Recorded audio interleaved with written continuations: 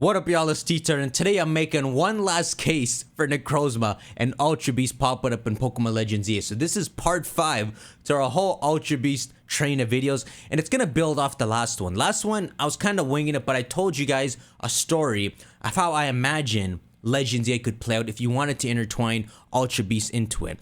And this involved Ultra Beast invading in the main game, along with the Ultra Recon Squad coming down to help you stop the threat, and then Necrozma being the Giratina Volo equivalent in the post game, the little side piece. And so now we're going to continue from there, and I want to give you guys something visual to think about, and hopefully it gives you a certain feeling. And I was intending to put this in that video, but it was already long enough, so F it, we're doing it here. So the idea here is whether Game Freak is setting up a certain interesting thing or not. So to start off, I want to show you guys something from the trailer, something you've already seen.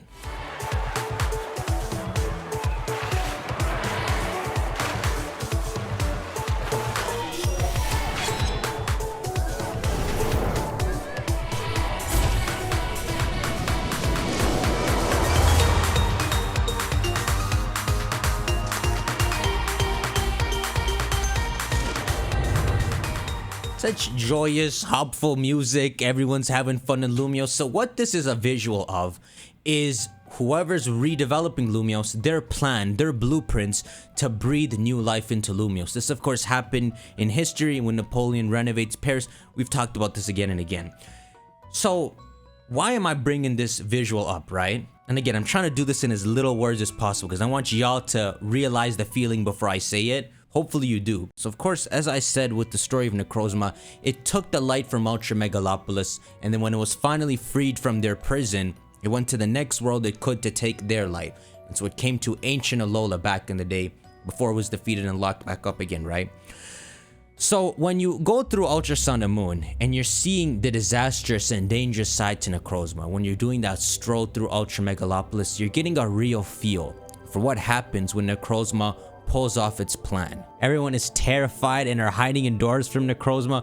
Only the two you meet in game have the courage to help you out. Despite at some point them being a super civilized city, bright world, a full-on parallel to ours, and despite you being able to see the remnants of it, because look how beautiful Ultra Megalopolis looks, the whole world is effed up. Everyone is scared there.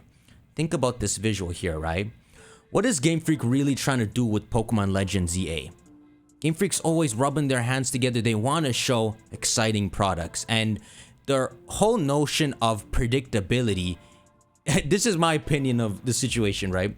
When I try to read Game Freak, it's like they never want to be predictable. Never. It's like they're kryptonite for some reason. No one even conceived the idea of a gimmick, and then X and Y comes out and they add a gimmick to the series. We were okay with the normal remakes, Aura's come out, and they made Mega Evolution remakes. We thought Mega Evolution remakes for Sinnoh, they made a whole different game. We thought Pokemon Gray, Black 2 and White 2. We thought Pokemon Legends Arceus DLC, they announced Scarlet and Violet.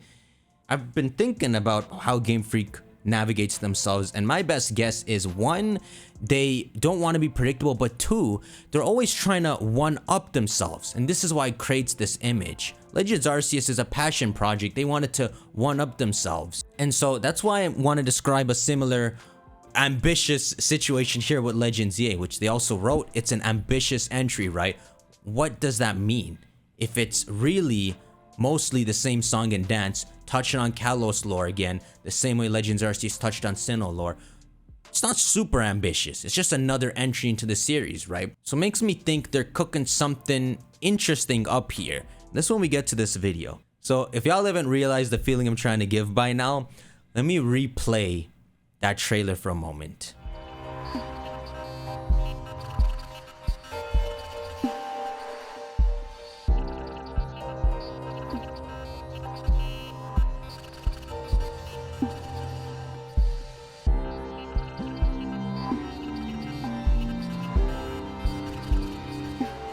Hopefully that made you tilt your head. So of course the story of ZA is you're gonna venture out, probably gather resources back to help them redevelop Lumiose, as well as fighting against these hypothetical Ultra Beasts, protecting Lumiose, taking it back from them. So throughout the game, just as you saw Jubilife Village, buildings did get constructed in Legends Arceus. I imagine slowly Lumiose is gonna start to take the shape and become a lot of what we see in the trailer. The buildings wouldn't all be fully constructed, but the base of them would be made. So you could imagine, yeah, give it a couple years, it's gonna look like what it does in X and Y.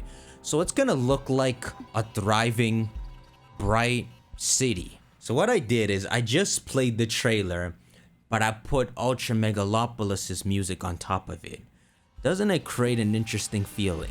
How Necrozma took all the light from this bustling city, Ultra Megalopolis, where they were thriving and sophisticated. They were civilized people.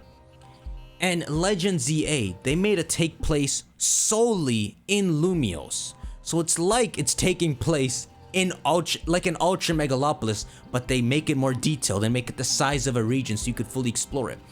To have the entire Kalos revisit take place solely within a city and an urban environment, it creates a weird and interesting counterpart to Ultra Megalopolis. It's almost showing you a situation where you have this beautiful city that's up and coming. It's all bright and filled with lights. And where they have the Megalo Tower, we have the Prism Tower, which is meant to be bright. Not just the Prism Tower, but the whole Lumiose is supposed to be shining so brightly, the way you see it right here. You know, when you see those images of a city from an airplane point of view, you can just see human civilization visible from far away with all that light. That's what Lumiose City is gonna become. It's like a beacon of one of the most civilized places in Pokemon. And they even poke fun with this losing the light concept because there's a blackout when you go to Lumiose. That's to show the focus of how bright a city Lumiose is supposed to be. There's a blackout, right? You can't go to most of Lumiose. You got people guarding it. Whether they intended it or not, I'm sure they didn't intend it. Initially, there's an interesting counterpart here with this up-and-coming bright Lumiose that has so much light to take, and its counterpart Ultra Megalopolis, just as civilized and bright and complicated, and it had its light taken away. And you see that dark black and blue glow that you ultimately see in this Ultra Megalopolis. It's the same glow we see in Lumiose in their little wire mesh trailer. It creates a cool image to look back at that trailer. And if you see from Necrozma's eyes, it's like the next Ultra Megalopolis. I mean, Saffron back in Kanto is supposed to be Tokyo. But even Lumiose looks more grand than that. At least right now, Lumiose actually is that beacon. It is our counterpart to Ultra Megalopolis. It's almost like during these plans of redeveloping Lumiose that the threat of Necrozma is gonna arise and take away everything. Now, I would imagine this would be fun to do in the post game. Because Necrozma already belongs to Alola, because he's featuring from another region, it would be fun to make him pretty much how I described in the previous video, to make him that whole super boss situation. And so the difference I would make here is instead of Necrozma being somewhere deep down where no one can see him for that final boss, that the final Necrozma boss actually happens on the top of Prism Tower to perfectly counterpart the Ultra Megalopolis situation. I thought to put Necrozma elsewhere because I didn't want to repeat the same final location as the main story, because, you know, that's where I'm suspecting the A legendary would be battled and all. But that's pretty much how Legends Arceus worked. Both the main boss, the Agora Palkia, and Giratina on the post game, they're fought in the same location. So you could just have that. A legendary in Prism Tower, Necrozma in the post game, about to redo the Ultra Megalopolis crap at the very top of Prism Tower. Prism. And this creates a cool counterpart. A beautiful counterpart, honestly. So this video is more of a feeling thing. Game Freak is going to be artful, and you think back to their very specific decision for this Pokemon game. No gameplay, featuring Zygarde, which was already in Alola, and I showed you the screenshots of how it's not supposed to leave Kalos. Apparently it's only supposed to monitor Kalos.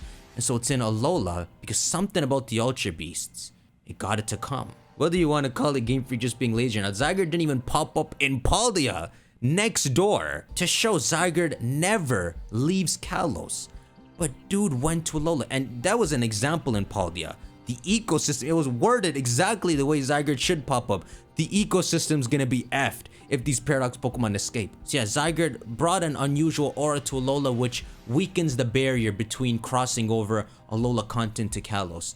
And then 2, Game Freak decided not to make a whole Legends Arceus region, but the whole region focus on this city environment. 3, you have this whole city be a perfect parallel to Ultra Megalopolis. And here's the other thing, Necrozma was imprisoned in the Megalo Tower in Ultra Megalopolis, right? The tower I'm talking about here is called the Prism Tower. Like how a prism is meant to be bright and shine all kinds of different lights, which is how it's described in game to have fabulous illuminations. You know what's also a prism? Necrozma, who's known specifically as the Prism Pokemon, and is of course the concept of a prison, how you shine light through it and it illuminates in, first off, a rainbow of colors, but also just the bright light that is Ultra Necrozma. The Prism Tower, where in Pokemon Legends EA, you'll be looking at the game facts and it'll say Necrozma encounter level 80 atop the Prism Tower. It just flows perfectly. It was a total accident back then, but now they have the potential to turn it into an incredible double meaning. The Prism Tower for the Prism Pokemon. The story of what really the Prism Tower went through. In the modern day, we don't know why it's called the Prism Tower fully. This could help give a backstory to it, even more than just it being this bright tower. And so, pretty much the story of this game would be something like, if they want to do the whole time travel start, it could be, you're a faller. You get sucked to this time period from an unknown time period, maybe the future or something. And it's a whole Ultra Beast setting game. You end up in the center of Lumiose during their weird time of wanting to redevelop. Ultra Beasts invade the region and it starts the events of the story. Shank that like button, let me know what y'all think. That's my last case for Necrozma and Legends EA. I have more cases, I just don't want to bombard y'all, so I'm gonna keep them to myself. Subscribe, I'll see you on the next one. Take care.